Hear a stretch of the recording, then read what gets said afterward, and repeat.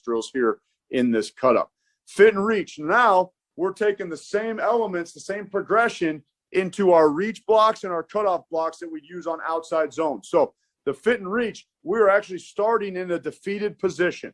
So we've already come off the football. We've engaged the defender, but maybe we're too high. Maybe he beat us to the inside. Maybe his hands are in our chest, right? We're not to our aiming point yet. So we're starting in a defeated position. I give you a command, and then there's a transition, right, through the reach or the cutoff, trying to relocate your aiming point, press vertically, right? Trying to press vertically off the line of scrimmage, and then crossing over that footwork, right? Working that hip up the field and press that thing vertical. So if I give you an example here, you can see Kramer, right, sets that hat, tries to fight to the aiming point, doesn't quite get it, but now he starts to gain ground.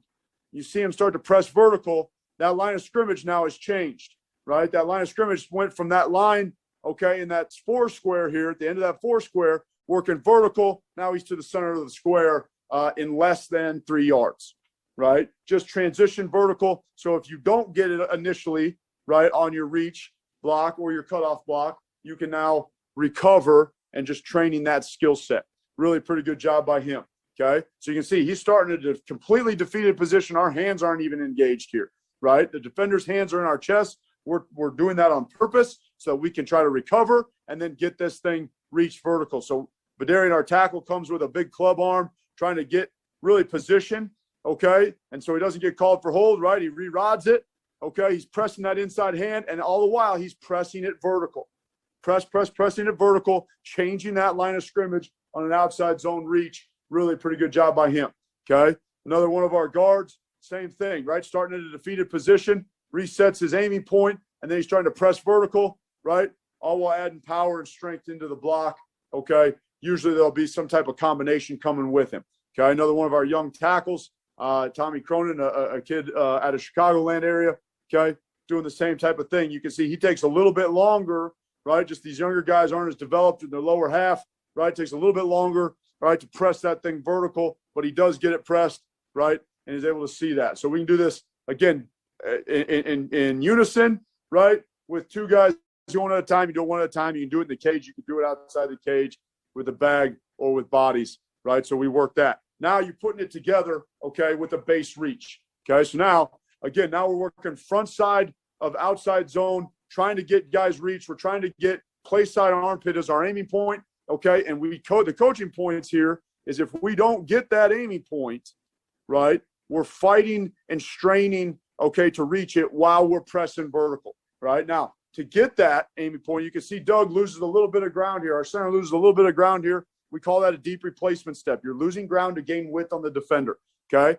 His second step is trying to cross over the midline of the defender, not his midline, the midline of the defender. We allow and we want, right, that rotation in our hips, right, to open and run if necessary, okay? We're not trying to stay square initially off the line. We will square up right there as we get vertical on our third, fourth, fifth, sixth step, etc.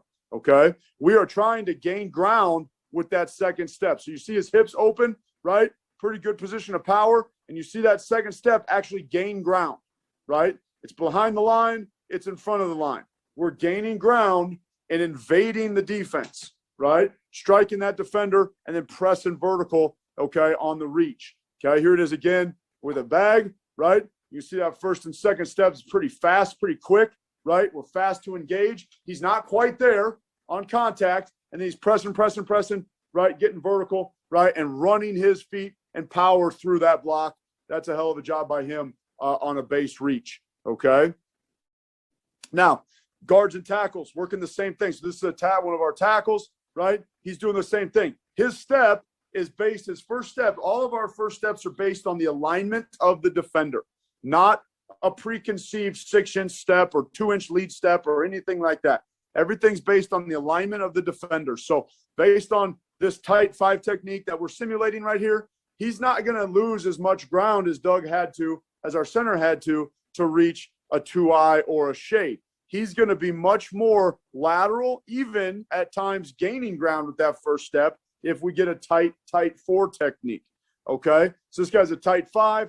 he's going to be a little bit more lateral. But again, that second step is gaining ground, and now he's pressing vertical, right, trying to set the edge of this defense, right, on our outside zone or mid-zone concepts, okay? Really pretty good job by him, and fast transition with his second step. Here's another one with our center. He loses a little bit of ground here. You can see where his foot aligns on that shadow and where that first step takes him. The second step is gaining ground. It's back into the shadow, and now we're rolling, running, trying to get this thing reached with our hands, okay, and get vertical movement and displacement. He would have help on the backside here. He would have help on the backside so he can fully commit, right, to getting this thing reached, okay? Here's a tackle. Now, I put this on here to show you, right, if we don't get them reached, that's okay. The last thing in the world we want to do is flip our hips and make this a positional block.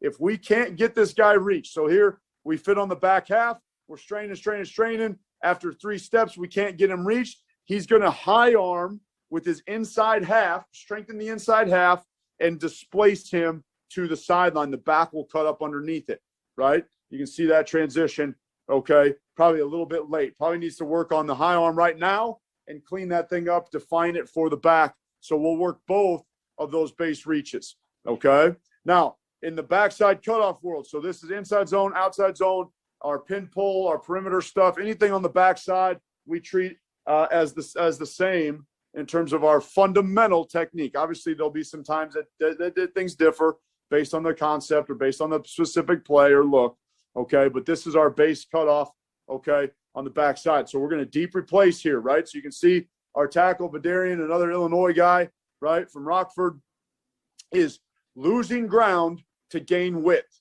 with that first step. We call that a deep replacement step, and that's a pretty good one, okay? You'll also notice his toes pointed outward a little bit, right? Okay, but we're trying to keep those toes pointed forward as much as we can, right, to keep those hips closed. Now, when you're opening up like this, you do have the hip flexibility, right, that we do want to try to open. And then you can see that second step, gaining ground, crossing over the midline of the defender, and he's trying to get back plate to play side number is his aiming point. Really pretty good job. So here's kind of an overstep. See how his hips open pretty wide now. He's athletic enough, right, that this tackle doesn't false step too badly, right?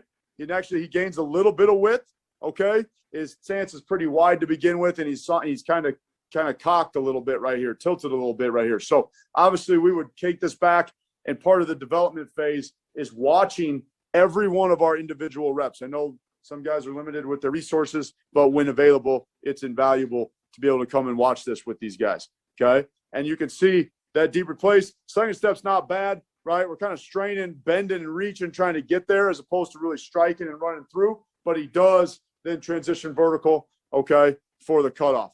Another good example of an inside guy getting things cut off, okay? And then again, indoor, limited space, it doesn't matter. Really working the same skill sets, okay? Getting those things vertical and then pressing them up the field, okay? Here's another example from the right side, right? And the way we would do this in a normal situation is we would have everybody going one way. So a left-handed player would be working base reaches. The right-handed player would be working cutoffs. Then we'd go to the other side and work to the right. Right-handed players working base reaches. Left-handed players are getting cutoffs. So we would be very, very efficient with the time spent and the drill spent, not bouncing back and forth. And again, I put a variety of cutoffs on here to show you that it can be done in any situation, right? When we were at during COVID and I was at other places, right? When we didn't have the practice place during the practice space, we'd actually go do this in the park, right? I mean, it's just some variety of different things we can